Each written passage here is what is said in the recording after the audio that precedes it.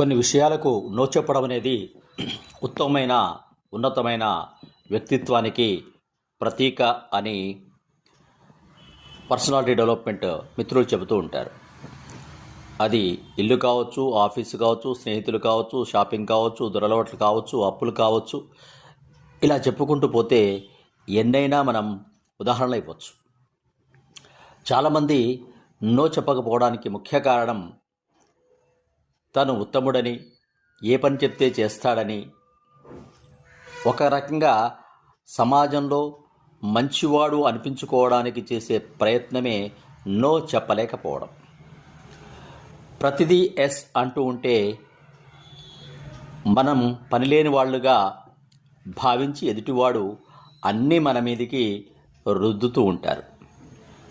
అలా రుద్దబడి అనేక కష్టాల్లో నష్టాల్లోకి బలవంతంగా తోయబడ్డ వాళ్ళు మన సమాజంలో చాలామందిని చూస్తూ ఉంటాం.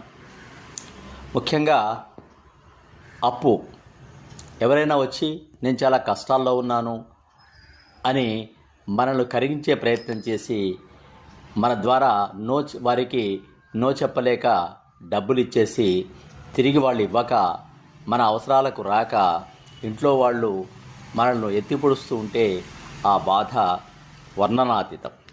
అలాగే ఆఫీసులో కూడా పక్క వాళ్ళు హాయిగా ఎంజాయ్ చేయడానికి బయటికి వెళ్తూ నాకు అర్జెంటు పని ఉంది, ఇంట్లో బాగులేదు అని చెప్పేసి ఆ పని కూడా మనం నెత్తిన వేస్తే మనం నో చెప్పలేక ఆ పని ఈ పని చేయలేక ఒత్తిడికి ఉంటాం. అలాగే ఇంట్లో ఇల్లాలు కానీ మిగతా వాళ్ళు కానీ అందరూ చెప్పే పనులు చేసుకుంటూ వెళుతుంటే వారికి సమయము, ఒత్తిడి, ఆరోగ్యం కూడా ఇబ్బందులు పడుతుంది. ఇక స్నేహం అనేది మంచిదే, కానీ ప్రతిదానికి స్నేహితులు చెప్పినట్లుగా ఎక్కడికంటే అక్కడికి వెళ్ళడం, ఏ పనులంటే ఆ పనులు చేయడానికి మనకు వ్యక్తిత్వం లేనట్టుగా చేస్తూ ఉంటాం. అది ఇబ్బంది. దాని ద్వారా ఒక్కోసారి ఈ సిగరెట్ ఒకసారి తాగితే ఏమవుతుంది, ఈ మందు ఒకసారి తాగితే ఏమవుతుంది, ఈ చిన్న చెడ్డ పనులు ఒకసారి చేయాలిరా అని ప్రోత్సహిస్తూ ఉంటారు.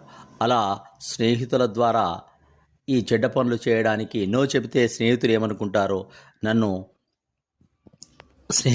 స్నేహం నుండి దూరం చేస్తారో అనేటువంటి నో చెప్పలేని మనస్తత్వం వల్లనే అనేకమైనటువంటి దురలవాట్లు మనకు అలవాటవుతుంటాయి. ఒక్కసారి నో చెబితే నా పద్ధతి ఇంతే అని కనుక మనం ఖరాఖండిగా చెబితే ఆ స్నేహం ఉంటే ఉంటుంది, లేకపోతే లేదు.